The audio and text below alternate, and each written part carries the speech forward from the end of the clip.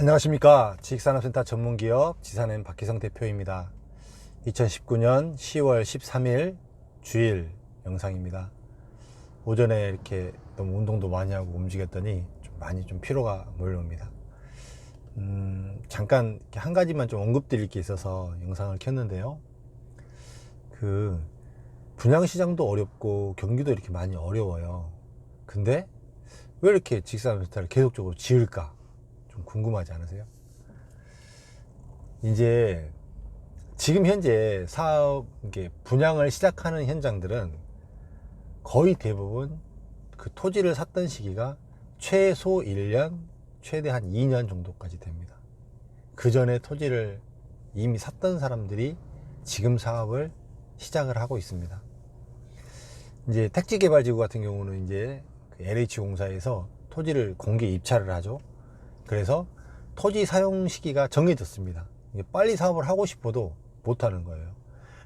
경기가 좀 좋고 충분히 지금 사업을 하면 괜찮을 것 같아서 지금 정도 하면 괜찮다라고 판단이 되지만 정작 할 수가 없는 거죠. 토지를 사용할 수가 없기 때문에.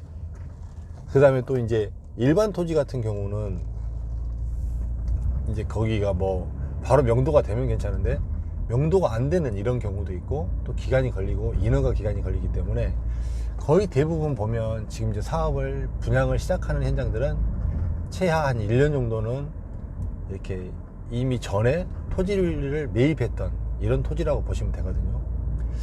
참 이제 그 사업 시행하시는 분들도 보면 아이러니한 거죠. 쉽게 얘기하면 토지를 매입할 당시에는 지식산업센터 분위기가 너무나 좋았어요. 그때 당시에는 분양을 오픈을 한 현장들은 거의 대부분 단번에 분양이 완료가 됐고요. 그 다음에 거의 대부분 분양 시작한 지 6개월 이내에 뭐 사업이 가는데 아무런 지장이 없을 정도의 그 정도 물량까지 다 분양을 마무리를 하죠. 그런 게 이제 너무 좋아 보이는 시기라서 누구나 어느 시행사든지 지식산업센터 부지에 대해서 굉장히 관심들이 많고 이렇게 분양 토지를 살라고 했는데 이렇게 이제 부동산 경기가 꺾일 거라고 사실은 예측하기가 사실상 쉽지 않잖아요. 그래서 이제 이분들은 상황이 어쩔 수가 없는 거죠. 지금 이제 와서 너무 경기가 어렵고 분양이 안 될 게 뻔히 불보듯 보이지만 사업을 또 안 갈 수는 없는 거죠. 토지에 대해서 잔금을 치러야 되고 잔금을 치렀으면 또 이자 비용이 토지 비용에 대해서 이자가 계속 또 나가고 또 계속적으로 비용이 계속 발생하기 때문에 사업을 안 할 수도 없는 진짜 뭐 쉽게 얘기하면 진퇴양난인 거죠. 이런 상황에 빠져 있는 지금 시행사들이 최근에 지금 사업을 스타트하는 경우가 대부분 많습니다. 이제 이런 경우로 인해서 지속적으로 계속 지식산업센터는 계속적으로 나올 거예요. 지속적으로. 근데 거의 대부분 이제 나오는 쪽이 이렇게 되면 이제 택지개발지구 쪽에서 지식산업센터가 많이 나오겠죠. 일반 이게 토지들, 서울 시내에 따지면 중공업지역 토지 같은데 이런 데들은 이런 시기가 되면은 이제 그 시행하는 분들이 토지를 매입하려는 게 급격히 줄어듭니다.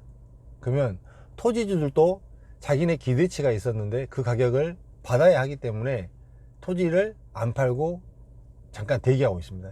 이 물량이 이제 소진이 되려면 조금 시간이 걸리죠. 쉽게 이게 이제 어느 정도 사이클이 돌아가고 난 다음에 그때가 되어서야 이제 토지가 다시 또 팔리고 움직이겠죠. 근데 이런 상황에서는 이제 거의 택지개발지구에서 기존에 지금 분양을 받아놨던 것들 그런 땅들이 지금 계속적으로 공급돼서 나오기 때문에 택지개발지구 위주로 거의 지식산업센터가 앞으로는 더 많이 나올 것이다. 그 다음에 서울 시내에 일반 이런 중공업지역 내에서는 많지 않을 거예요. 아마 거의 대부분. 왜 그러냐면 이제 그 중에서도 이제 한 1년 전, 2년 전에 이미 토지를 계약을 하고 잔금을 치러 놓지 않은 것들이 지금 이제 가는 것들이라면 모를까 그 이외적으로 신규로 지금 토지를 이렇게 매입하려고 하는 시행사들은 사실상 많지 않습니다.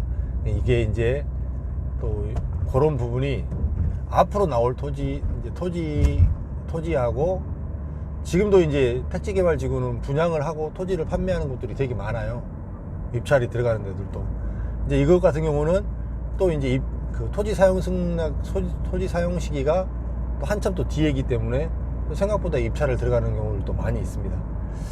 이렇게 봤을 때는 전체적으로는 이제 앞으로 향후는 택지개발지구 위주로 지금 지식산업센터가 더 많이 나올 것이고, 그냥 택지개발지구가 아닌 일반 준공업지역, 서울 주변의 준공업지역, 서울 시내 준공업지역에서는 그렇게 많이는 움직이지 않을 것이다. 이런 흐름으로 보는 게 전체적으로 좀 맞을 것 같습니다. 이 부분을 한번 이야기를 드리고 싶어서, 어디가 또 이제 지식산업센터가 많이 나올까, 이런 부분에 대해서 한번 언급해 드리고 싶어서 제가 일부러 영상을 켜고 여러분들에게 또 오늘 주일날 이렇게 이야기를 드려봅니다. 남은 휴일 잘 보내시고요. 또 건강하게 또 내일 또 찾아뵙도록 하겠습니다. 감사합니다.